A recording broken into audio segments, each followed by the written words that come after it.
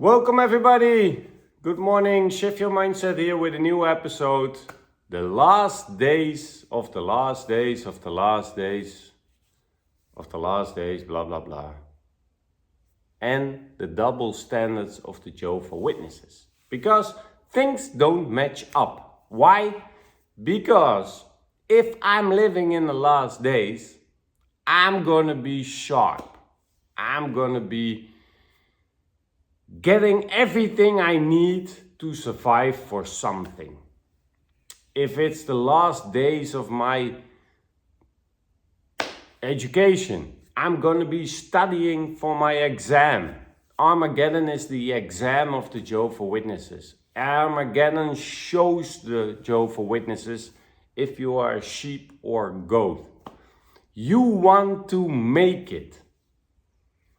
Jehovah wants you to make it. Why is the governing body, the watchtower company, multi-billion-dollar company, rearranging the deck chairs on the Titanic? Why? Why is Jehovah busy in the final hour, minute, seconds of this world? Is he busy with giving new light to the governing body about toasting? About that you can wear pants and beards. Insignificant stuff that doesn't match up with the time we are living in. World War III is maybe coming and COVID was already 1975, stuff like that. But one thing that we as Jehovah's Witnesses had in the 80s, in the 90s, was knowledge. Stuff was hard. As a kid, I remember that red book on the book study. I didn't understand anything about it. 4 horns, 7 horns, statue, iron, gold, clay, Rome till that century, and then it was that, and when it was that. I studied that book multiple times during my journey as a Jehovah's Witness. We had a little brownish book that we had at the midweek meeting. How you can talk with people in the ministry, all the subjects, and how you can respond to that. There is no Jehovah's Witness left in these days, except for the old guard, that can teach or answer difficult questions. We see it in videos about a pastor who's going to somebody, talk about Jesus is God, Trinity is there. They have no answer left. So, how is it possible that 30, 40 years ago, Jehovah's Witnesses were more prepared than in this time? The governing body is talking about spiritually matured. We have spiritually matured as Jehovah's Witnesses. But is that right, people? Because Jehovah is guiding, is directing his chariot in the way. And we are coming to the end of the world. We're going to Armageddon. If I know something here in this neighborhood or this area or this country is happening, a big thing is happening, then I'm gonna be prepared. I have my own water, I have my own power, I have a vegetable garden. Do you think I'm gonna worry about what color my sheets are, or buying new sheets, or doing things that doesn't matter at all for the important things in life? Do you think I'm going out and be reading some magazines about the newest fashion in Europe or United States? No, I'm gonna be listening to everything about the subject that's going on here. Ins and outs, I wanna be prepared. So, Jehovah is preparing us for Armageddon and paradise on earth. According to the governing body, we're in the last days of the last days of the last days. We have videos, Armageddon, just around the corner, paradise, all those cheesy songs. Now the newest song is like an MTV video of the 1990s about no longer higher education because the world is going to end.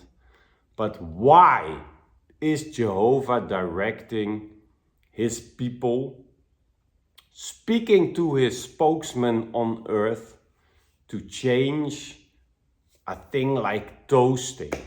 Insignificant, has nothing to do with the core values of Jehovah's Witnesses. Jehovah's Witnesses are dumbing down education inside the congregations. Jehovah's Witnesses stop with printing awakes and watchtowers. The most important thing there was and is in Jehovah's Witness history. What they present is, we're gonna study a children's book from this summer on in 2025 all the way till 2026 at the midweek meeting. All the talks are getting rehearsed.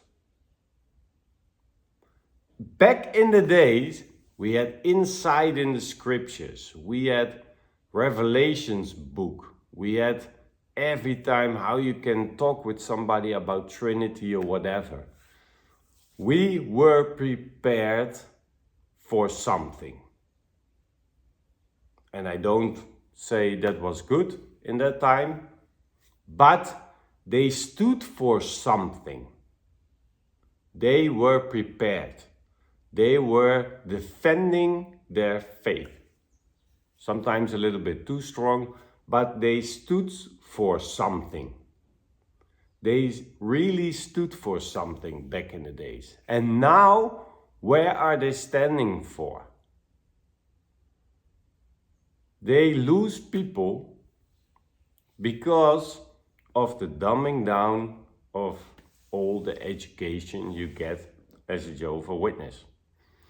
You would say, in the last days of the last days, that it's more important to be busy in the ministry. No, now you just tick a box and you are active. Now we just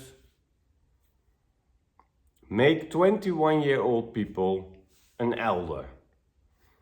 If it's going down and it's gonna be the most important time of the century, why should you choose to have kids as elders? Are they gonna lead all those people in that congregation towards paradise on earth? Are you happy as an old guard, as the old Jehovah's Witnesses from 60, 70 years old? Are you happy and feeling comfortable with people leading your organization in the congregation who are not having any life experience at all? Who are telling you what to do, what to believe, what to think, how to do it, and keep each other busy with unimportant stuff. It's rearranging the deck chairs on the Titanic. You know the ship is sinking but you just deflect from the real problem. Jehovah needs his people to be on their toes. They need to be sharp. They need to see everything around them. They have to be prepared. And how can a Jehovah's Witness be prepared? By being spiritually mature. But are you spiritually mature if you are studying a children's book? Are you spiritually mature? Is Jehovah leading his chariot around every corner with stupid little things, unimportant things? You can have a beard now, and they celebrate it as if it's a big, big thing. But I would want to know how Jehovah's gonna lead us through it. What is he gonna do? I'm gonna be absorbing all the information I got, but no, we are getting our focus on a big video center like Ramapo. We need hundreds of millions to make videos. And that's just changing course. Why? Because if there is a little bit of confusion, because now there's confusion. And yesterday I heard someone who said, yeah, toasting is okay, but not in every situation. And if someone stumbles about it, then it's better to not do it.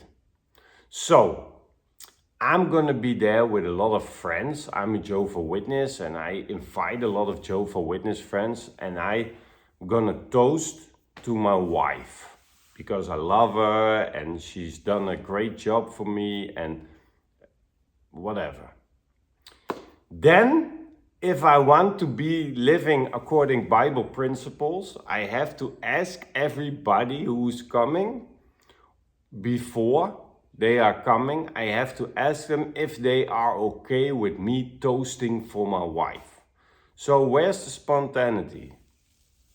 How are you gonna manage that stupid things? So what the governing body is trying to do, they give you something and you think, first thing is, oh, that's great, because you're allowed to something. If the leash is getting a little bit longer, then you have more room to breathe, so you're happy in your first thinking. But then there's confusion. Okay, but then you're gonna doubt yourself. Okay, but is it okay to do this? And then you have to ask people before something is happening if they are okay with it. If you want to live like how the governing body was telling us to do it. So there's confusion. But the more confusion there is, the more Jehovah's Witnesses still look up to the governing body. But ask yourself this question, Jehovah's Witnesses. If Jehovah is preparing you for Armageddon, is preparing you, watchtower, every follower for Armageddon, why is he keeping the governing body busy with unimportant stuff? That's the question. Let me know what you think about it.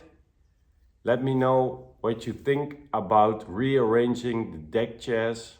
And we see each other on the next episode.